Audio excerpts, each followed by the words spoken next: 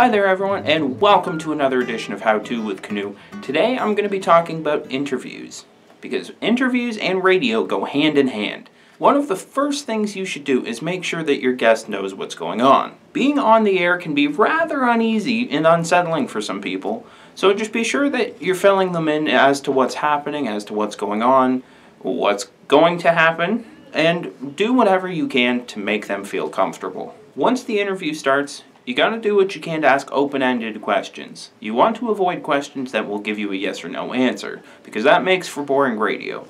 So, you ask questions like why, what, when, where, your standard 5 W's. As well, you can dig into some personal stuff, but to a certain extent.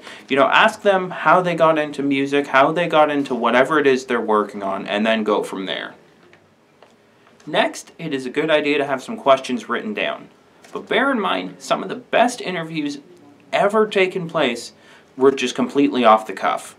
So, I want you to be actively listening. That's paying attention to what they're saying and kind of base your questions around what they've said, around what they've presented, as opposed to going with exactly what's written on your piece of paper or whatever you've written it on. Another important thing to do is research. You want to do research even before the interview begins, because you want to go in prepared and know what you're talking to this person about, not just asking them, okay, explain. Doing research is key to making a great interview. In the world of radio, there is no such thing as too much preparation. Through seeking out information, you could stumble onto something that makes a great conversation piece for your interview. It is one thing to prepare someone for an interview. It's another to give too much information. It is recommended that you don't send the questions in advance. If you send the questions in advance, you run the risk of things coming across as scripted and almost as if they've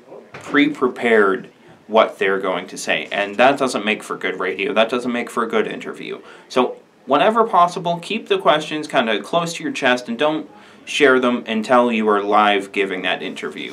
Obviously, here at Canoe, we're not really a hard-hitting organization, but it still makes it a little bit better, a little bit more fluid if they're responding to these questions for the first time on the air. In the radio world, silence is a nightmare, but for interviews, it can be useful. One thing you can try is to intentionally pause after the person you're interviewing finishes their sentence. This pause will make them feel like they need to talk more, which would be off the top of their head, and that goes beyond a canned statement.